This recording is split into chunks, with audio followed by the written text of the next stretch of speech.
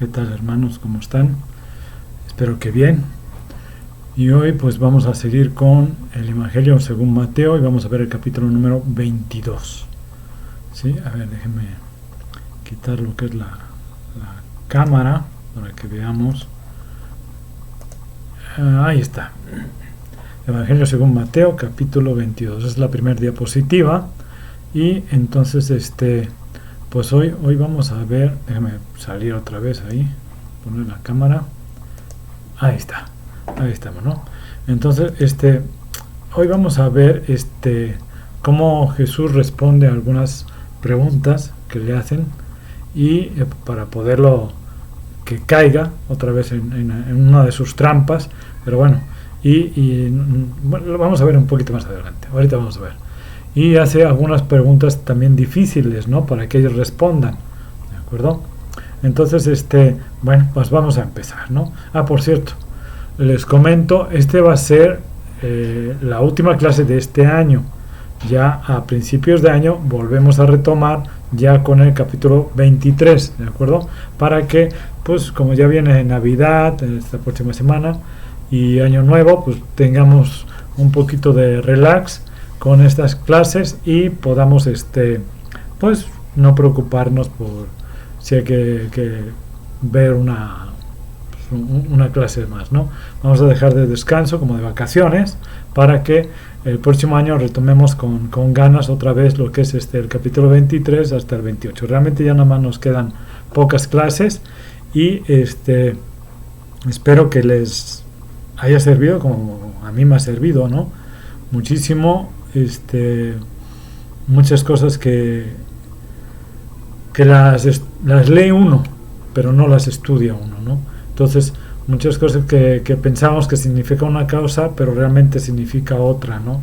Entonces, espero que también les haya servido a ustedes, ¿sí? Y veamos, pues, vamos a empezar de una vez, ¿no? Ok, vamos a ver, antes que nada, pues lo que es la parábola de la fiesta de bodas, ¿no? Así se le conoce.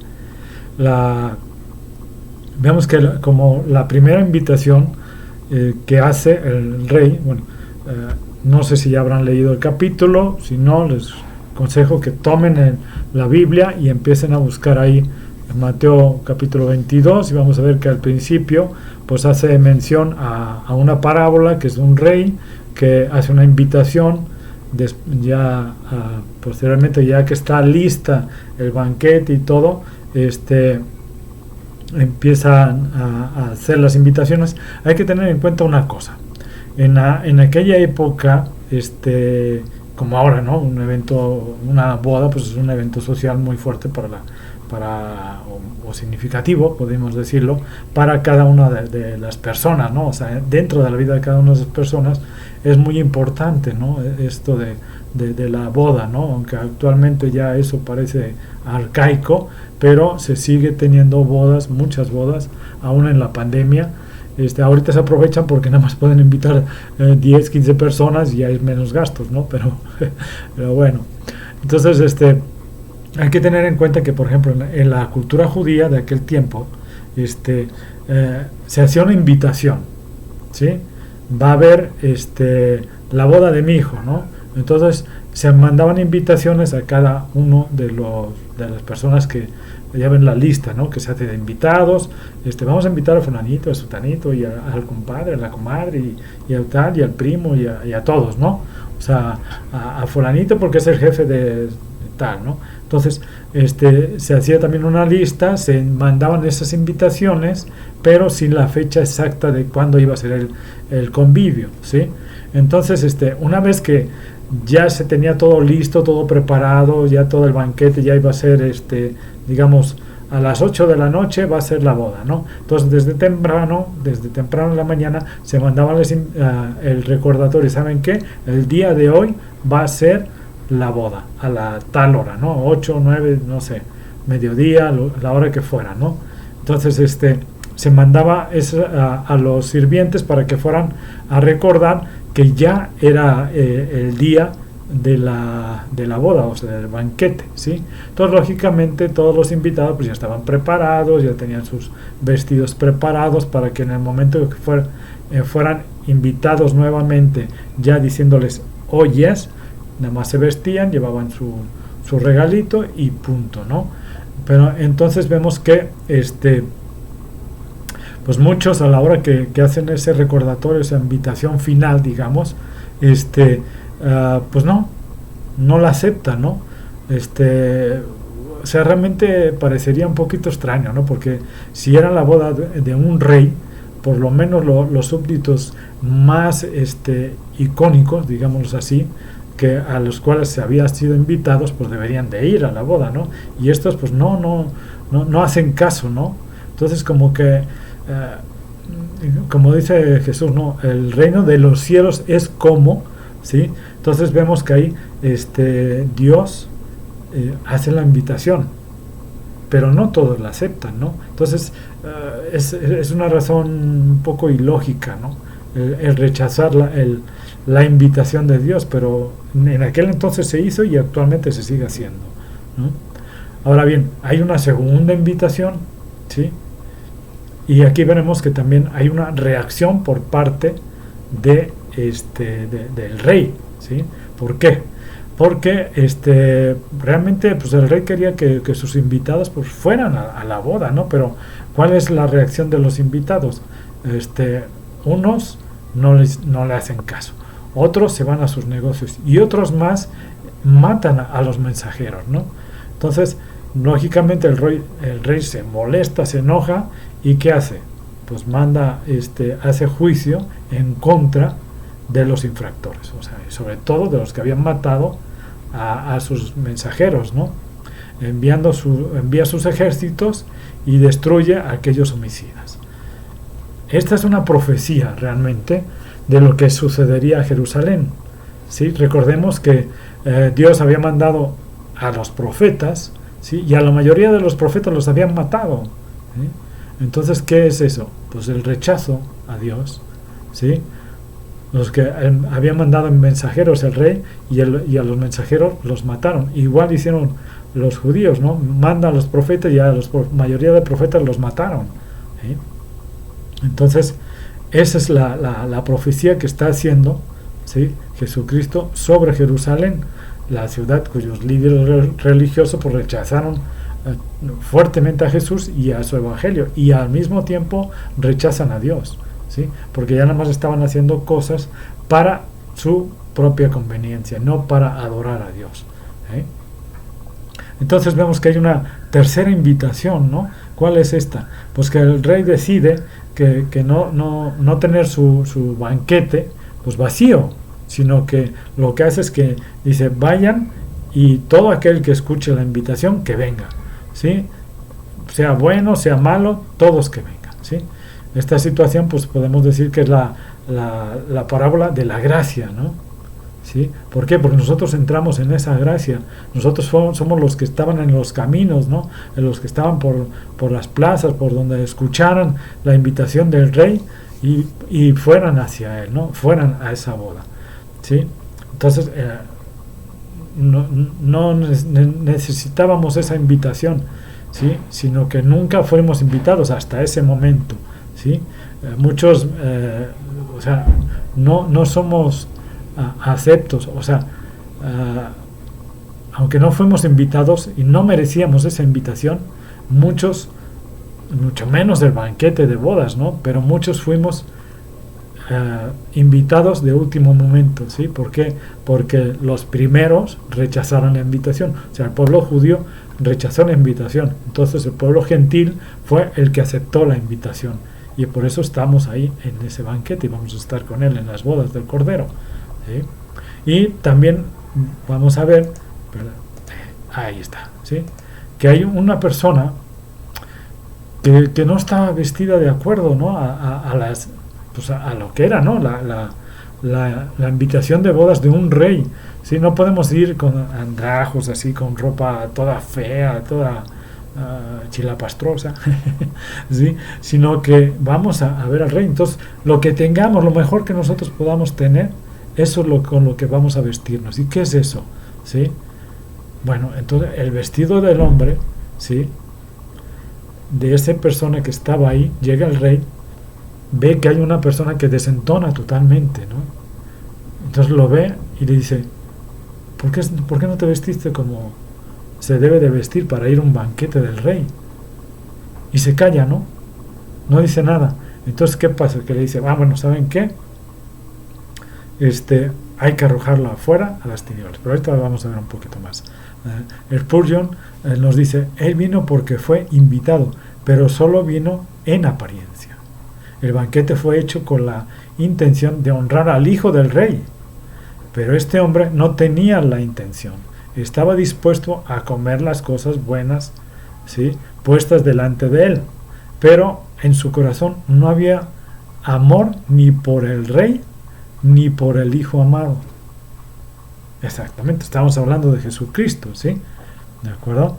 Entonces vemos que ahí la persona que estaba en ese banquete ni amaba a Jesús, ni amaba a Dios, ni mucho menos, sino que quería tener lo que había ahí, ¿sí? O sea, quería tener el amor de Dios sin amarlo y sin entregarse a Cristo. ¿De acuerdo? ¿Cuántos no hay en todos lados, ¿no?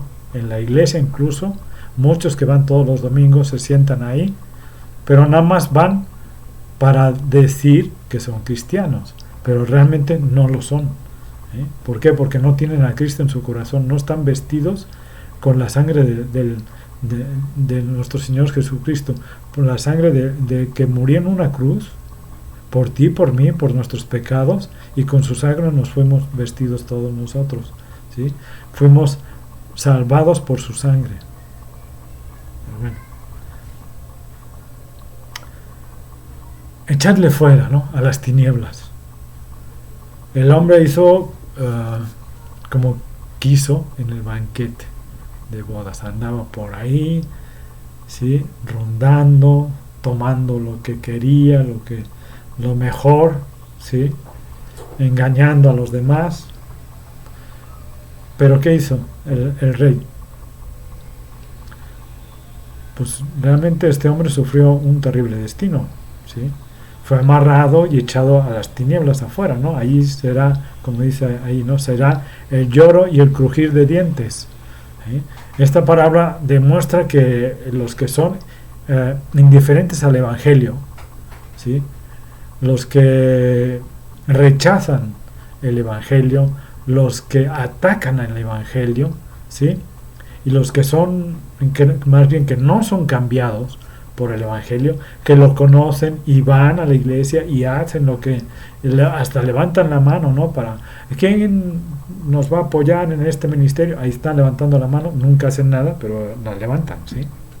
Entonces, esas personas compartirán el mismo destino, ¿sí?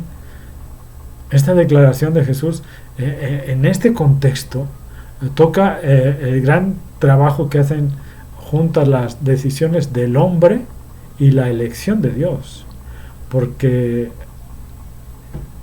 más bien, ¿por qué ellos no fueron al banquete de bodas, estas personas que lo rechazan? ¿Por qué? Porque rechazaron esa invitación. ¿Y por qué no fueron al banquete de bodas? Porque fueron llamados pero no escogidos. Recuerden que dice ahí, ¿no?, porque muchos son llamados pero pocos los escogidos, ¿sí? ¿De acuerdo? Entonces ahí debemos de tener en cuenta eso, qué tan verdaderamente eres hijo de Dios. Podemos ser criaturas de Dios, todos somos criaturas de Dios, hasta los animales son criaturas de Dios, pero nosotros, los cristianos verdaderos, somos hijos de Dios. ¿Tú lo eres? Una pregunta de los fariseos, ¿no? Los herodianos, más bien los fariseos mandan a sus discípulos con los herodianos para que hagan una pregunta a Jesús, ¿no? Entonces llegan muy halagadores y dándole la píldora ahí, ¿no? Pero bueno, entonces le hace una pregunta problemática, ¿no? ¿Cuál era? O sea, hay que dar a pagar el impuesto al César. Entonces es la primera, o sea, imagínense si odiaban a Jesús, que los fariseos y los herodianos no se llevaban, para nada, pero en este momento se unen, ¿sí? Trabajan juntos, ¿sí? Para hacer una pregunta y hacer caer a Jesús, ¿sí?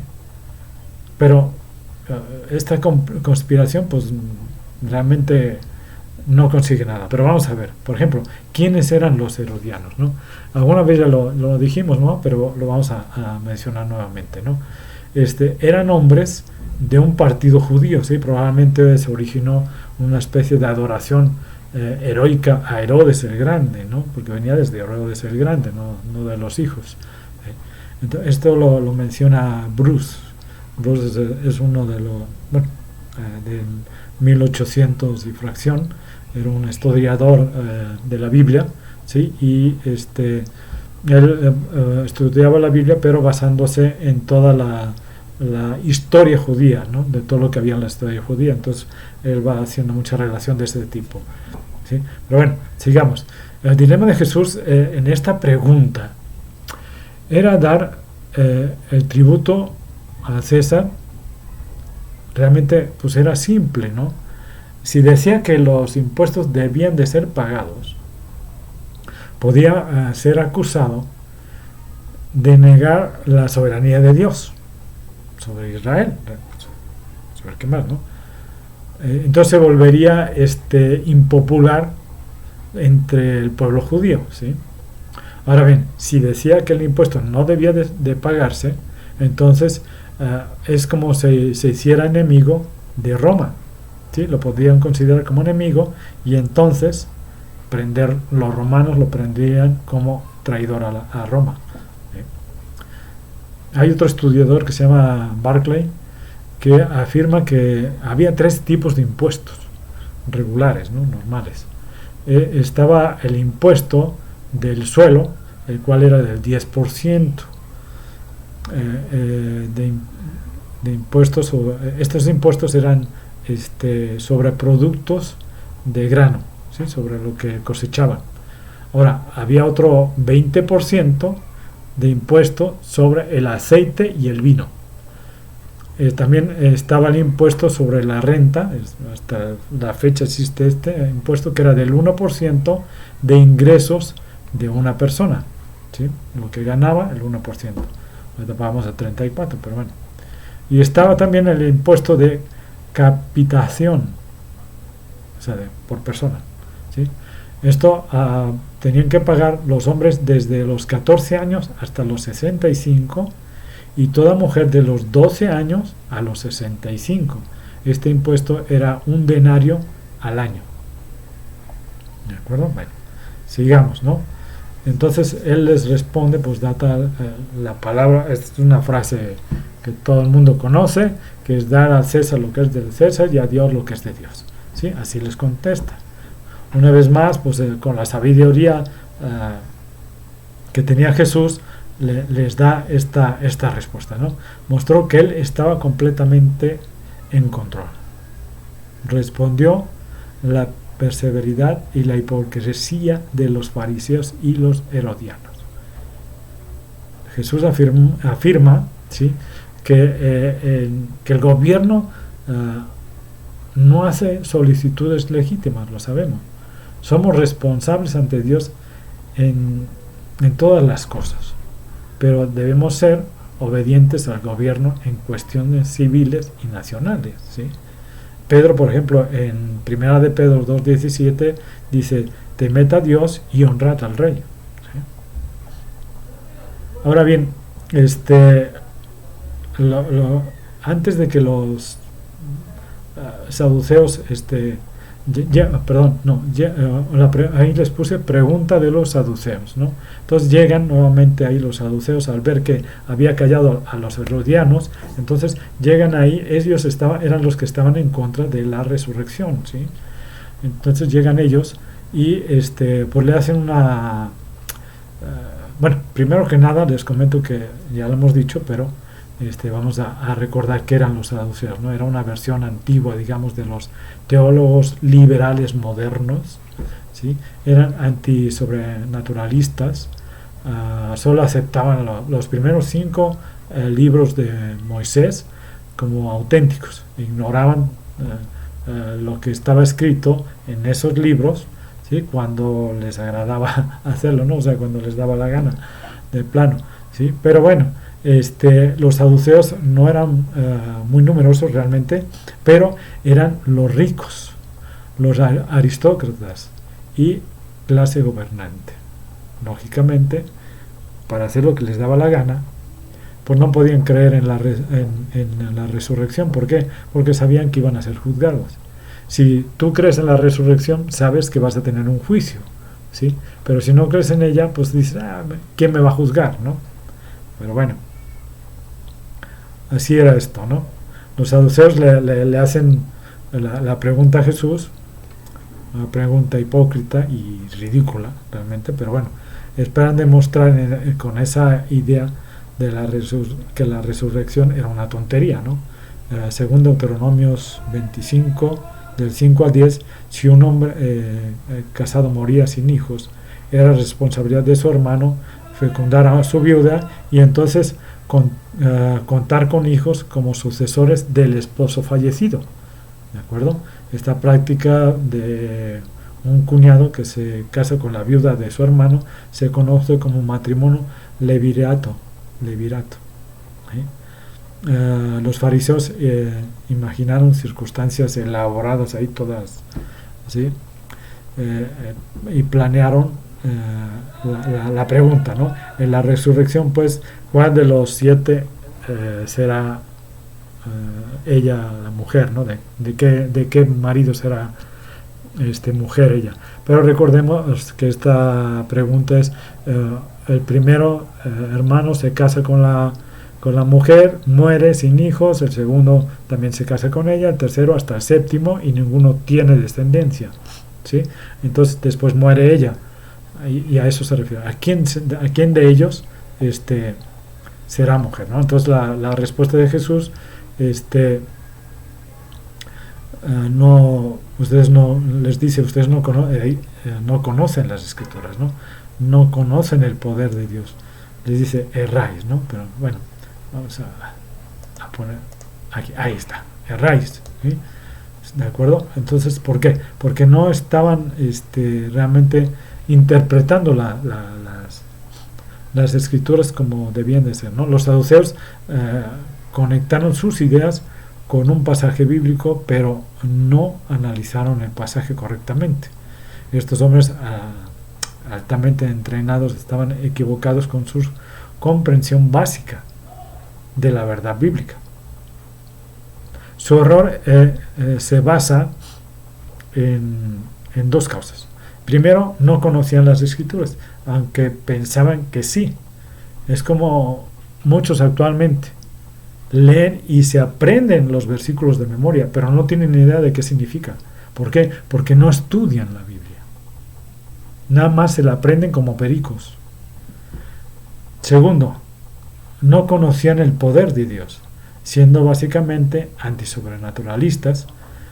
Esto era verdad acerca de ellos. A pesar de que la religión era su carrera, estaban altamente entrenados en ella, pero no no entendían su significado. Entonces, es posible que una persona, como les digo, tenga mucho conocimiento de Biblia, se sepa la Biblia de memoria y sin embargo no conozca el fundamento de la Escritura. Pablo le dice a Timoteo, si se acuerdan, en 2 Timoteo 1:13, dice: retén la forma de la sana palabra que de mí oíste. O sea, no solo leas, sino que retén eso y entiéndelo. El poder de Dios, ¿no? Los saduceos, pues, negaban verdaderamente ese poder, ¿no?, sobrenatural, como la existencia de seres angelicales, la resurrección del cuerpo. Tenían una duda fundamental del poder de Dios realmente. Para hacer más allá de lo que podían ellos medir y entender en el mundo material. Muchos incluso hoy son como estos saduceos en ese aspecto, ¿no? ¿Por qué? Porque la mayoría dicen, no, nada más tenemos esta vida y punto. Entonces hay que gozarla, vivirla, porque mañana moriremos, ¿no? Entonces ellos nada más se basan en esta vida, en este cuerpo que tienen físico, y no ven más allá de él, ¿sí? Pero nosotros, los verdaderos cristianos, ¿qué creemos? Que tenemos una resurrección. ¿Por qué? Porque Cristo resucitó y Él es la esperanza de la resurrección de todos nosotros, ¿sí? Claro, aquí no había resucitado, por lo tanto ellos no creían ni mucho menos en la resurrección. Nosotros ya sabemos que Cristo resucitó y tenemos esa esperanza, pero ellos no la tenían en ese momento. Sabemos que posteriormente muchos reconsideraron eso y se volvieron creyentes, pero muchísimos de ellos no lo hicieron, ¿no? Pero bueno, vamos a seguirle, porque si no se nos va el tiempo, ¿sí? La vida de resurrección es diferente, ¿no? ¿Qué es eso? Primero Jesús le respondió con la vida de la resurrección. Es muy diferente de esta vida, ¿no? O sea que solo continúa este mundo y sus arreglos, no, sino que es una vida de un orden totalmente diferente. Recuerden que Dios tiene su propio orden y es muy diferente al nuestro. Nosotros somos finitos en nuestro pensamiento porque no podemos entender todo el infinito conocimiento de Dios y sus normas y sus leyes. Este pasaje está hecho de que muchos se pregunten, ¿no? si hay relaciones matrimoniales aún existirán en el cielo, o si aquellos que son esposos y esposas en la tierra no tendrán una relación especial en el cielo. No se nos dice suficiente sobre la vida en mucho más allá como para contestar este gran detalle, ¿no? Pero podemos entender algunos principios, que las relaciones familiares seguirán siendo conocidas en la vida en el mundo más allá, digamos, ¿no? Acuérdense del rico que Jesús describe en el más allá, ¿no? Si se acuerdan que él se va al Seol y esto lo vemos en Lucas 16, 27 y 28 a 28, que le dice le dice a Abraham, ¿no? Manda a alguien con mi familia para que les diga que esto es real, ¿sí? Si se acuerdan, y dice, no, pues si tienen a los escritos del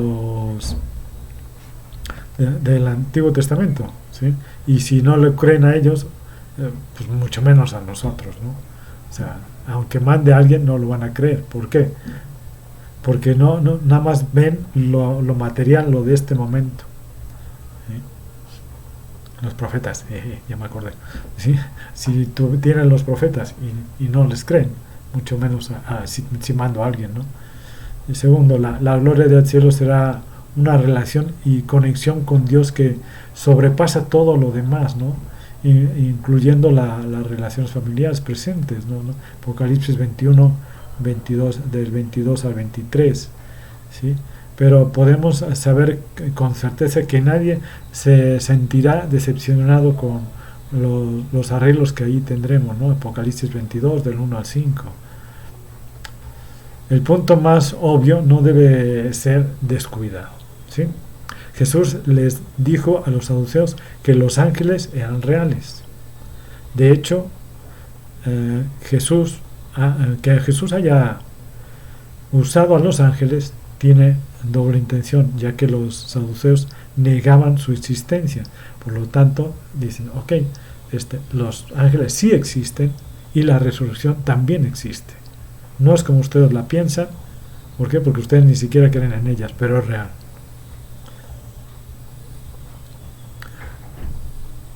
Jesús demostró la realidad, ¿no? Como les decía, de la resurrección, usando solo la Torá, o sea, los 5 libros que los saduceos aceptaban como reales, ¿sí? Si Abraham y a Isaac y Jacob no vivían en resurrección, entonces Dios hubiera dicho que Él fue Dios de Abraham. Pero no dijo eso. Dijo, yo soy Dios de Abraham. ¿Sí? Y entonces, bueno, vamos a la pregunta de un escriba, ¿no? Llega con nuestro Señor Jesucristo, unos fariseos, oyendo que había hecho callar a los saduceos y a los herodianos, y se juntan para hacerle otra pregunta, ¿sí? Esta pregunta pues también fue planeada para una trampa real, ¿sí? Al pedirle a Jesús que escogiera un gran mandamiento de entre todos, de los 613 mandamientos, esperando hacer que Jesús descuidara otra parte de la ley, ¿sí? La ley mosaica, lógicamente. Jesús responde, ama a Dios y a tu prójimo, punto, ¿no? ¿Por qué? ¿Cuál fue la pregunta? ¿Cuál es el gran mandamiento? ¿Sí? Entonces él le dice, ama a Dios y a tu prójimo como a ti mismo, ¿sí? Comprendiendo perfectamente la ley, ¿sí? Jesús no tuvo dificultad en responderla realmente. En vez de promover un mandamiento sobre otro, Jesús definió la ley en dos principios centrales. Amarás al Señor, ¿sí? Amarás al Señor tu Dios con todo tu corazón, con todo tu alma, con todo tu mente, o sea, con todo tu ser, dándole todo de ti. Y amarás a tu prójimo como a ti mismo. ¿Sí? Pues sí, porque como trátalo a él como te quieres que te traten a ti mismo. ¿Sí? Y vemos que estos dos mandamientos, pues depende, como dice ahí, ¿no? De estos dos mandamientos depende toda la ley y los profetas. La expectativa moral de Dios sobre los hombres se puede decir breve y poderosamente en estas dos oraciones, ¿no? Punto. Si la vida de Dios es realmente nuestra vida, se mostrará por la presencia de este amor por Dios y los demás.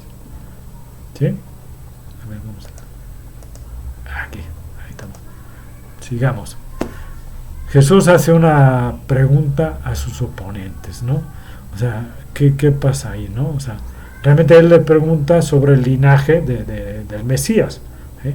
Entonces, lo que pasa es que Jesús ve que ya se vuelven a confabular, y entonces antes de que pudieran pensar en otra cosa para probarlo, Jesús les hace una pregunta. A ver, ¿qué pensáis del Cristo, no? ¿De quién es hijo? Entonces, lógicamente, ellos luego contestan de David, ¿no? Pero bueno, esta era similar a la pregunta que Jesús les había hecho a sus discípulos, ¿se acuerdan? En Mateo 16, el versículo 13 al 15, y que le dice, ¿y vosotros quién decís que soy yo?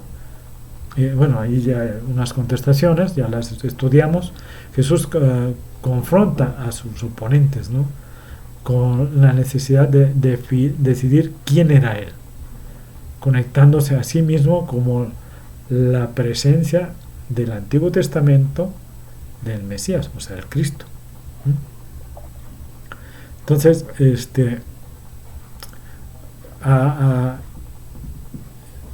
los fariseos identifican el linaje del Mesías, ¿no? ¿Como qué? Como de David. Este es hijo de David, ¿no? Realmente es un gran título, ¿sí?, del Antiguo Testamento para el Mesías, ¿no? Hijo de David, basado en el pacto que Dios hizo con el rey David en 2 de Samuel 7, y identifica al Cristo como descendiente escogido del linaje real de David.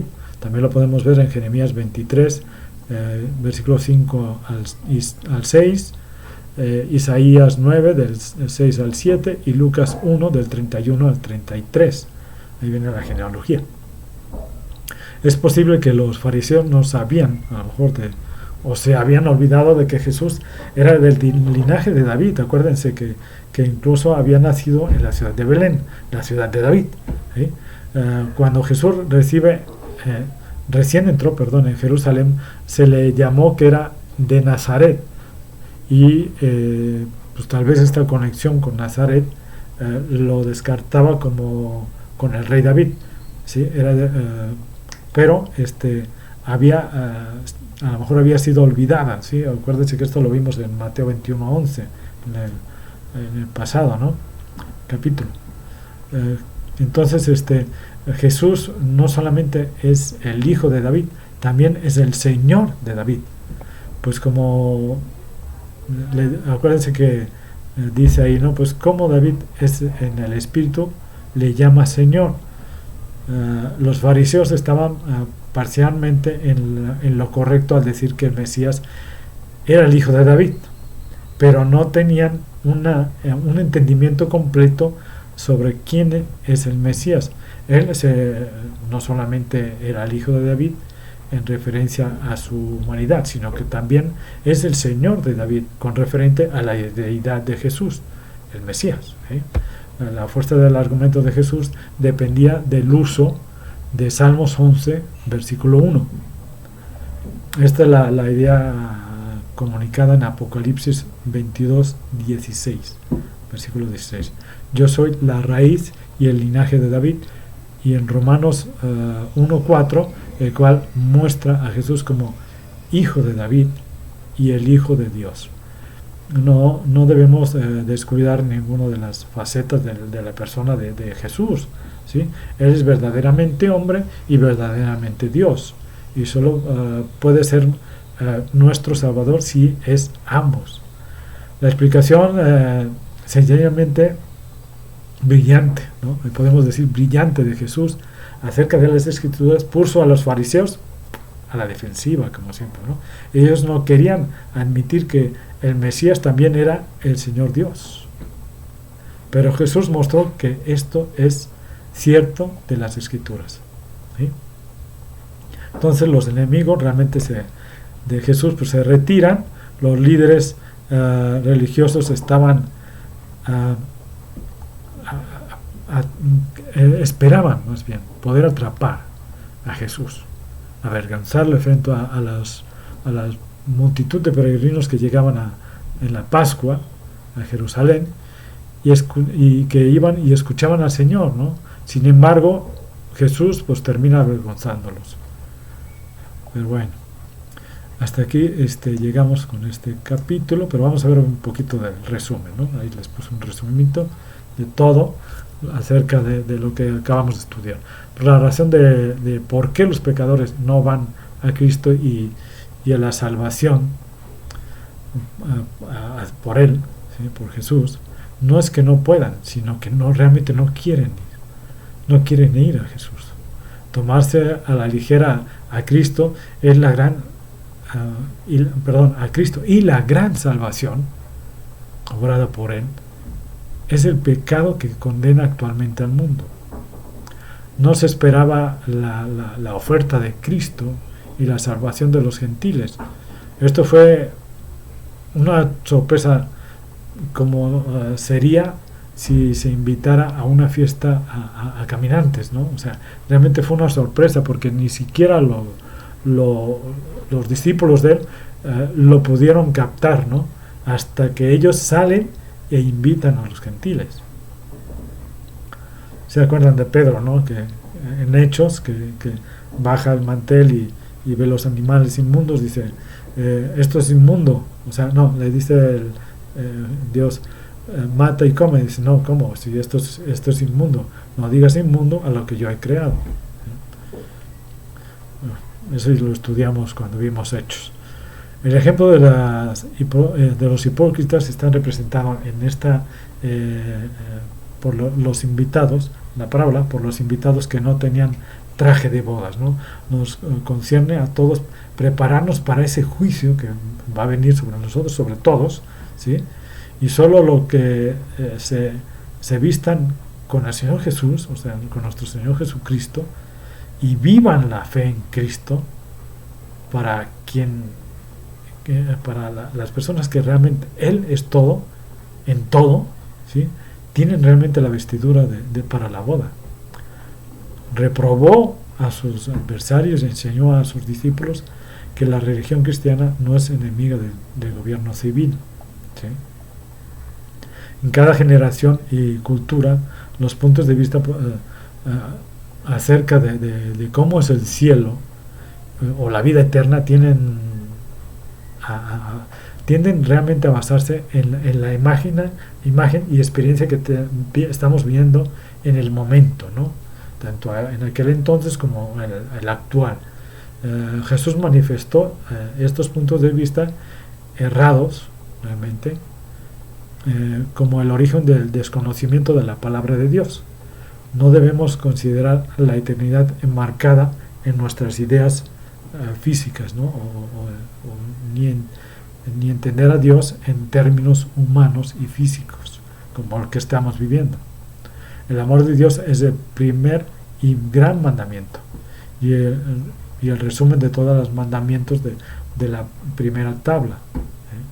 Nuestro amor por Dios debe ser sincero, no solo de palabras y de lengua, sino de sentimientos, de hechos reales, ¿no? Amar a nuestro prójimo como a nosotros mismos, pues es el segundo mandamiento, y debemos amar a nuestro prójimo tan verdadera y sinceramente como nos amamos a nosotros mismos. En muchos casos debemos negarnos a nosotros por el bien del prójimo. Por estos dos mandamientos debemos de moldear nuestros corazones, ¿sí? Y terminamos con perdón, ahí está, ¿no? Ahí vamos a terminar con esto. Dice: los fariseos sabían que el Mesías sería un descendiente de David, pero no que también sería Dios mismo. Jesús usa el Salmo 110.1 para mostrarles que el Mesías era muy superior a David. Hebreos 1.13, ¿sí?, emplea el mismo texto para probar la identidad de Jesús. Entonces vemos ahí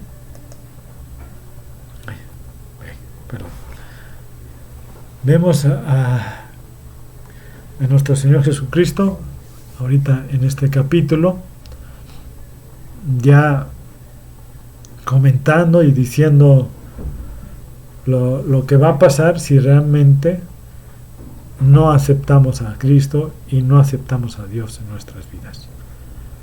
Si tú no le crees en Él, es tiempo que lo hagas.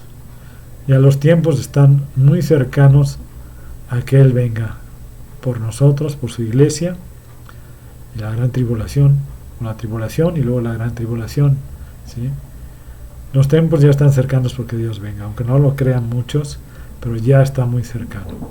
Entonces es tiempo de que realmente ahorita te arrepientas de tus pecados, entregues tu corazón a Cristo y que Él esté en ti verdaderamente. Y si eres cristiano, haz una retrospectiva de tus sentimientos, de cómo ves a Cristo y si realmente es tu Señor. Nos vemos hasta enero, hermanos, ¿de acuerdo? Que pasen una feliz Navidad y próspero Año Nuevo, felices fiestas. Que Dios los bendiga y que los cuide muchísimo. Hasta luego, hermanos.